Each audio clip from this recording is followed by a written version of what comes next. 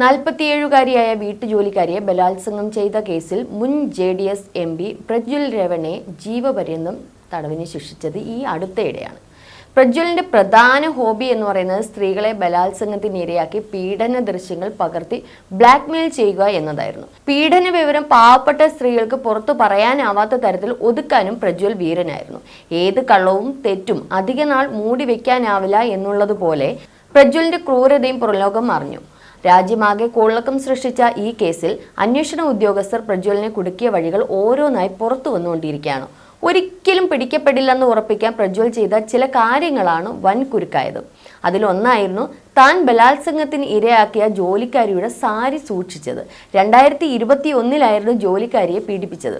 വീട്ടിൽ വെച്ചും ഹാസനിലെ ഫാം ഹൗസിൽ വെച്ചും 2 തവണയായിരുന്നു പീഡനം. അധികാരത്തിന്റെ ബലത്തിൽ വിരാജിച്ചിരുന്ന പ്രജ്വലിനെതിരെ ആ പാവം വീട്ടുജോലിക്കാരിക്ക് അന്ന് ഒന്നും ചെയ്യാൻ കഴിഞ്ഞില്ല എന്നുള്ളതായിരുന്നു വാസ്തവം. സംഭവം കഴിഞ്ഞ് വർഷങ്ങൾ കഴിഞ്ഞപ്പോഴാണ് പ്രജ്വലിന്റെ ബലാത്സംഗ ദൃശ്യങ്ങൾ പുറത്തു വന്നത്. ഇത് കോളിളക്കം സൃഷ്ടിച്ചതോടെ 2024 മെയ് 2 പ്രജ്വലിനും പിതാവിനുമെതിരെ ജോലിക്കാരി പീഡന പരാതി കൊടുത്തു. പ്രത്യേക സംഘത്തിന്റെ അന്വേഷണത്തിൽ വിവരങ്ങൾ ഓരോന്നായി മറന്നേക്കി പുറത്തു വന്നു. ജോലിക്കാരിയെ പീഡിപ്പിച്ചതിനു ശേഷം പ്രജ്വൽ അവരുടെ സാരി സൂക്ഷിച്ചിരുന്നു. ഒരു പക്ഷേ ജോലിക്കാരി തനിക്കെതിരെ പരാതി നൽകിയാൽ തെളിവ് കിട്ടാതെ കേസ് തള്ളിപ്പോകാനായിരുന്നു ഇങ്ങനെ ചെയ്തിരുന്നത്. ഈ ഫാം ഹൗസിലെ തട്ടിന് മുകളിലായിരുന്നു സാരി പ്രജ്വൽ സൂക്ഷിച്ചിരുന്നത്. ഇത് നശിപ്പിക്കാൻ മറന്നു പോവുകയായിരുന്നു ആശാൻ. പക്ഷേ തെളിവുകൾ ശേഖരിക്കാൻ ജോലിക്കാരിയുമായി അന്വേഷണ ഉദ്യോഗസ്ഥർ ഫാം ഹൗസിലെത്തി.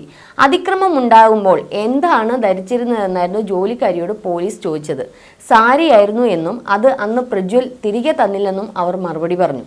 അതോടെ ഫാം ഹൗസ് മുഴുവൻ പരിശോധിച്ചു. തട്ടിൻ മുകളിൽ പൊടി പിടിച്ച് കിടക്കുന്ന സാരി കണ്ടെത്തി. ഇത് തൻ്റേതാണെന്ന് ജോലിക്കാരി പറഞ്ഞതോടെ സാരി ഫോറൻസിക് പരിശോധനയ്ക്ക് അയച്ചു. സംഭവം നടന്നിട്ട് വർഷങ്ങൾ കഴിഞ്ഞതിനാൽ അതിൽ നിന്ന് തെളിവുകൾ എന്തെങ്കിലും കിട്ടുമെന്ന് അന്വേഷണ ഉദ്യോഗസ്ഥർക്ക് ഒരു ഉറപ്പും ഉണ്ടായിരുന്നില്ല.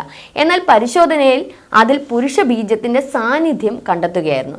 DNA പരിശോധനയിൽ അത് പ്രജ്വലിൻ്റെതാണെന്ന് ഉറപ്പിക്കുകയും ചെയ്തു. ഇതോടെ പ്രജ്വൽ പെട്ടു എന്ന് തന്നെ പറയാം. വിചാരണ വേളയിൽ പ്രജ്വലിനെതിരെ ഏറ്റവും പ്രധാന തെളിവായി ഇത് മാറുകയും ചെയ്തു. ഫാം ഹൗസിലെ അലമാരയിൽ സൂക്ഷിച്ചിരുന്ന ജോലിക്കാരിയുടെ പൊടി പിടിച്ച അടിവസ്ത്രത്തിലും പുരുഷ ബീജത്തിന്റെ സാന്നിധ്യം കണ്ടെത്തിയിരുന്നു. ഇതോടെ കൂടുതൽ തെളിവുകൾ പ്രജ്വൽ എന്ന പീഡന വീരനെ കുടുക്കാൻ പ്രയാസമില്ലാതാക്കി. ഇപ്പോൾ ബംഗളൂരുവിലെ പരപ്പന അഗ്രഹാര ജയിലിൽ 15,528 നമ്പർ തടവുകാരനായി സാധാ തടവുകാർക്കൊപ്പം ജയിലിലെ ജോലികളൊക്കെ ചെയ്ത് 33-കാരനായ പ്രജ്വൽ ഒതുങ്ങിക്കൂടിയിരിക്കുകയാണ്. ഒരു ദിവസം 8 മണിക്കൂർ നിർബന്ധമായും ജോലി ചെയ്യണം.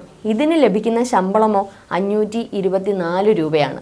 ഒരു കാലത്ത് VVIP ആയിരുന്നുവെങ്കിലും ജയിലിൽ അയാൾക്ക് ഒരു പ്രത്യേക പരിഗണനയും ലഭിക്കുന്നില്ല. ബംഗളൂരുവിലെ പ്രത്യേക കോടതിയാണ് ഈ ശിക്ഷ വിധിച്ചത്. ജീവപര്യന്തത്തിന് പുറമെ 10 ലക്ഷം രൂപ കെട്ടിവെക്കാനും കോടതി നിർദ്ദേശിച്ചിരുന്നു. സ്ത്രീകളെ ബലാത്സംഗത്തിന് ഇരയാക്കി പീഡന ദൃശ്യങ്ങൾ പകർത്തി ബ്ലാക്ക്മെയിൽ ചെയ്തു എന്നാണ് പ്രജ്വൽ രേവണ്ണയ്ക്കെതിരെയായ കേസ്. ഈ ദൃശ്യങ്ങൾ പുറത്ത് പ്രചരിപ്പിച്ചതോടെയാണ് സംഭവം അങ്ങ് വിവാദമായത്. ഏകദേശം 3000-ഓളം വീഡിയോകളാണ് ഇത്തരത്തിൽ പുറത്തു വന്നത്. ഒടുവിൽ മെയ് 31 പ്രജ്വലിനെ പ്രത്യേക അന്വേഷണ സംഘം അറസ്റ്റ് ചെയ്യുകയായിരുന്നു.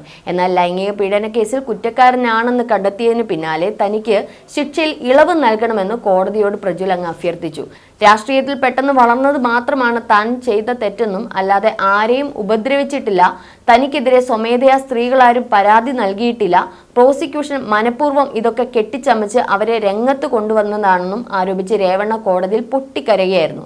ദയവായി ശിക്ഷയിൽ കുറവ് വരുത്തണമെന്ന് കോടതിയോട് വീണ്ടും അപേക്ഷിച്ചു. 6 മാസമായി താൻ അച്ഛനും അമ്മയും ഉൾപ്പെടെയുള്ള കുടുംബത്തെ കണ്ടിട്ട്. കഴിഞ്ഞ ദിവസമാണ് ബംഗളൂരുവിലെ പ്രത്യേക കോടതി പ്രജ്വൽ കുറ്റക്കാരനാണെന്ന് കണ്ടെത്തിയത്. അതിവേഗമായിരുന്നു കേസിന്റെ നടപടികൾ നടന്നത്. കേസ് രജിസ്റ്റർ ചെയ്ത് 14 മാസത്തിനുള്ളിലാണ് പ്രതി കുറ്റക്കാരനെന്ന വിധി പുറത്തു വന്നത്. പ്രജ്വൽ രേവണ്ണയുടെ പേരിലുള്ള 4 പീഡന കേസുകൾ ആദ്യത്തെ കേസിലാണ് വിധി പറഞ്ഞിരിക്കുന്നത്.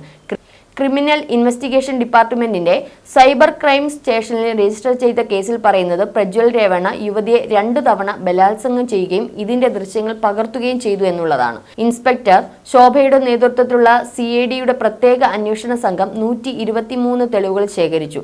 ഏകദേശം 2000 പേജുകളുള്ള കുറ്റപത്രമാണ് അന്വേഷണ സംഘം സമർപ്പിച്ചത്.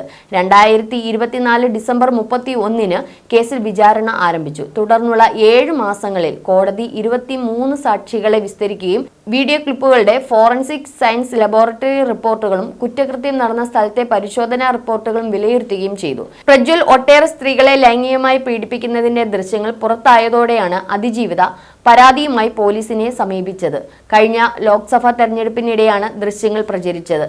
ലോക്സഭാ മണ്ഡലത്തിലെ JD സ്ഥാനാർത്ഥിയായിരുന്നു പ്രജ്വൽ. ദൃശ്യങ്ങൾ പുറത്തായതോടെ വോട്ടെടുപ്പ് നടന്ന ദിവസം രാത്രി പ്രജ്വൽ വിദേശത്തേക്ക് മുങ്ങുകയായിരുന്നു. തിരിച്ചു വന്നപ്പോൾ ബംഗളൂരു വിമാനത്താവളത്തിൽ വെച്ച് 2024 മെയ് 31 പ്രത്യേക അന്വേഷണ സംഘം അറസ്റ്റ് ചെയ്തത്. തെരഞ്ഞെടുപ്പിൽ പ്രജ്വൽ 42,000-ലേറെ വോട്ടുകൾക്ക് തോൽക്കുകയും ചെയ്തു.